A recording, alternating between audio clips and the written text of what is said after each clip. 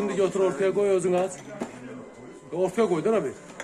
Bu kanalın Özü gazetten kırmaz. Ezet çaymış. Ne de?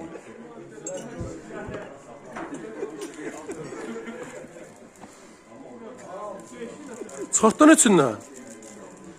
Ne? Hey, okuyarsan ne tanış harf tapacaksın. Alman her şeyi toparsın. Seher bezekte. Hey, bu da bunların sağ olu diye. Hey, ne nankör adamlarsınız ya. Ne şekildi sen zaten? Ne sence ne o? Aslan. Pişik ne sınıfından? Aslan da şirin. Bir tane bu beste. Yoksa Ne kıracağım birini şu anda. deme. Ne kır pil ne koysan? Cavanlaştırın da sen. Piyasanı Tamam sağda 10 kilo götürüp yere vurdu. Açacaksan 4 koy.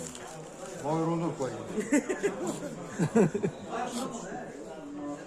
Düz koydun, üzünü beğer sen de tersi. Yiğit. Bu da dur. Rağa kan ver göreyim. Yandır. He obisine yandırsana. Cacık ki ekonomi yeri değil ha.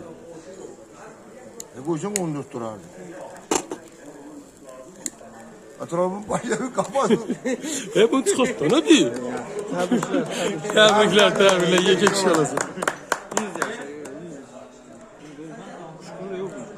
Hey, sen işini gör aslan. Sen işini.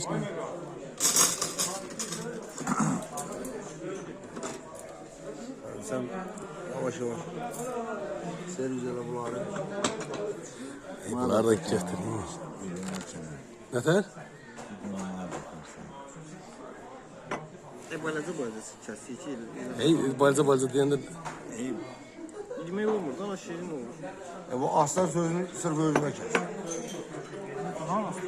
Başla. baştan yavrum.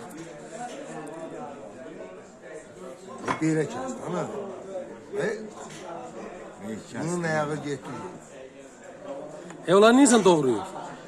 Aparlar evde uşaklardan Ay, oldu.